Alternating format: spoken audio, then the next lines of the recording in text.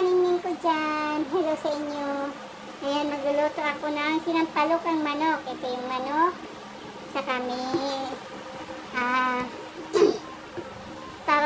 ano tawag dito?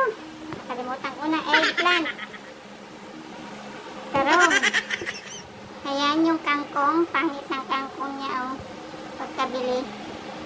At saka sitaw. May sitaw tayo. Ayan, sitaw. Pangit ng sitaw. Hindi ko gusto yung ganitong sitaw. Saka may gabi. Kamatis, sibuyas, luya. Ayan. So, umpisa na natin ang paggayat-gayat. Ating mantika ay less cholesterol, coconut cooking oil. Yan ang ating kunting lang mantika. Gigisahin muna natin to. Hindi nila. Hindi natin nila. Ang mantika lang nilagay ko para hindi siya mantika. Nilagay ko itong saka natin sa luya. Saka sibuyas. Nilagay natin sibuyas. Pag brown na to, nilagay natin muna.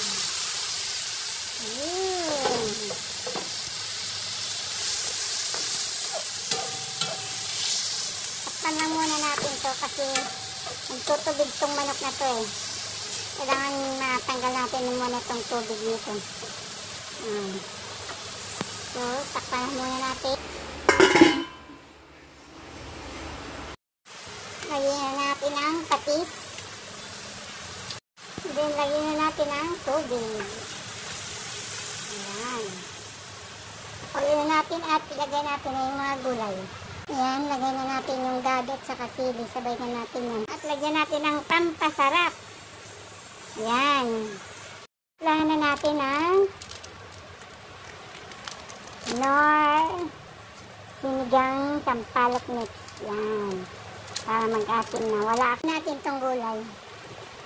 Ayan.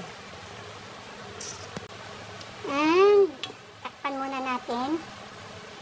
Mamaya pagkuha, malambot na yan. Pwede nang kumain. Ayan, antayin na rin natin. Antayin na lang natin maluto ito. At ilalagay na natin yung kangkong. Ayan, malapit na maluto ang gulay.